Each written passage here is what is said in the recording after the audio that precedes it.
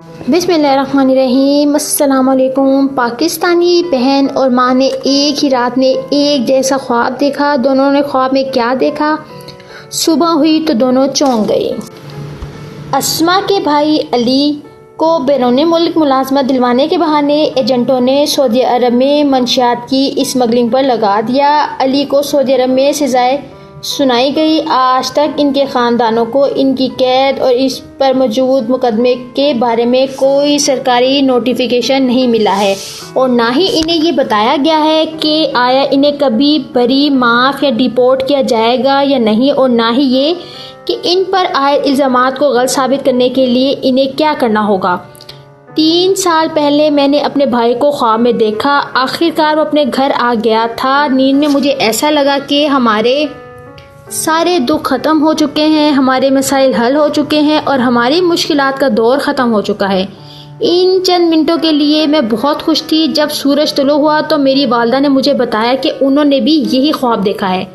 उन्होंने अपने बेटे को दरवाजे से अंदर आते हुए भी देखा, मगर हम दोनों को जो खुशी महसूस हुई वो बहुत ही मुख्तसर थी। सूरज की तेज़ रोशनी में एक मरतबा फिर हमारा सामना इस तल्ख हकीकत से हुआ कि मेरा भाई अली सऊदी अरब की एक जेल में सज़ाए मौत का मुंतज़िर है। मुश्किलात मेरे भाई और मेरा बचपन बहुत ही मुश्किलात से भरपूर था। मेरे वालिद की वफ़ात के बाद हम एक रिश्तेदार के घर से दूसरे के घर मुंतकिल होते रहे, इसी आस पर कि शायद कहीं हमें मुस्तकिल ठिकाना मिल जाए। मैं अपने भाई से काफ़ी छोटी थी और अगर अली ना होता तो मुझ पर हालात का कहीं ज़्यादा असर होना था। इसने मुझे बदतरीन हालात से बचाए रखा। मेरी ख्वाहिश है कि मैं आज उसके लिए यही कर सकूं, मगर मैं बेयारो मददगार हूँ। अली जब सऊदी अरब गया तो वो तकरीबन 22 साल का था। इससे पहले वो एक राइस मिल में काम करता था। मेरा भाई सीधा साधा शख्स था। स्कूल में इसका मजाक उड़ाया जाता था। लोग इसे भोला कहा करते थे। जो वो इन कुछ लोगों से मिला जिन्होंने बैरून मुल्क मुलाजमत दिलवाने वाला कहा, तो मेरे भाई ने भी इनसे मुलाजमत के लिए कह दिया। अगले चंद माह में इन एजेंटों ने अली से एक करीबी ताल्लुक़ बना लिया और वह इन पर एतमाद कर बैठा। बिला आखिर उन्होंने इसे बताया कि इसका टिकट तैयार है और इसे इस्लामाबाद जाना होगा। दारुल हुकूमत से उसे मर्दान ले जाया गया, जहाँ इसे हैरत अंगेज़ तौर पर एक कमरे में बंद कर दिया गया। अगले चंद घंटे परेशानी और खौफ की हालत में गुजरे। बिला आखिर चंद लोग कमरे में दाखिल हुए। अली को धमकाया कि या तो तू वो हीरोइन से भरे कैप्सूल निगल ले या मौत के लिए तैयार हो जा। फिर इसे एक तैयारे में सवार करवाकर जद्दा भेज दिया गया। जैसे ही तैयार जद्दा की हवाई अड्डे पर उतरा तो मेरे भाई को गिरफ्तार कर लिया गया। घर में हमें मालूम था कि कोई तो मसला है, अली गायब हो गया है और ये जानने का कोई तरीका नहीं था कि उसके साथ क्या हुआ है। परेशानी की हालत में गुजरे इन चंद महीनों के बाद हमें इन सारी बातों का इल्म उस वक्त हुआ जब इसने हमें जेल से फ़ोन कॉल की।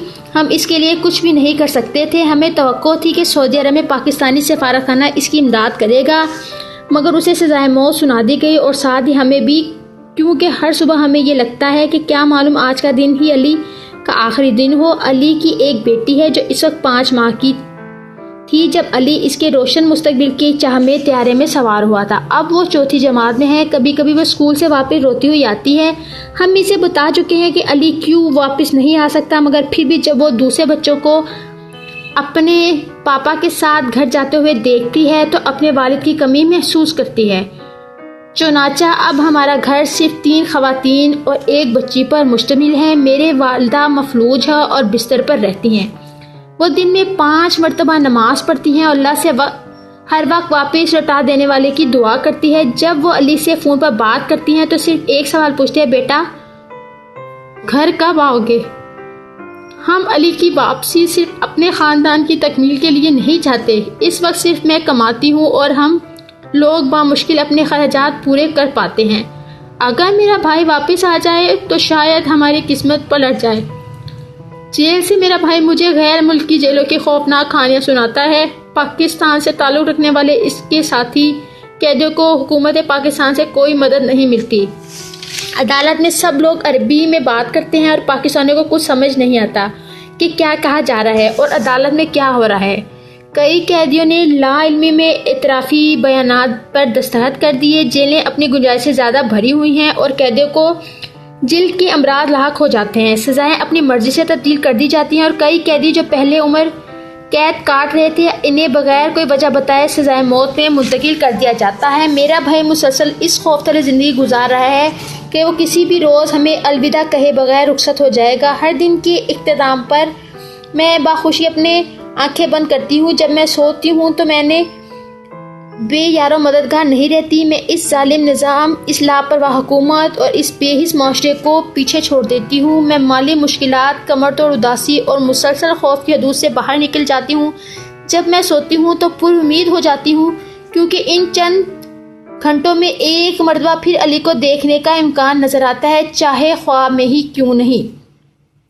تو اگر آپ کو میری ویڈیو پسند آئی ہے تو پلیز لائک کر دیجیے گا، سبسکرائب کر دیجیے گا تاکہ میری ہر آنے والی ویڈیو کا نوٹیفیکیشن آپ کو ملتا رہے۔ تھینک یو سو مچ۔ اللہ حافظ، بائے بائے۔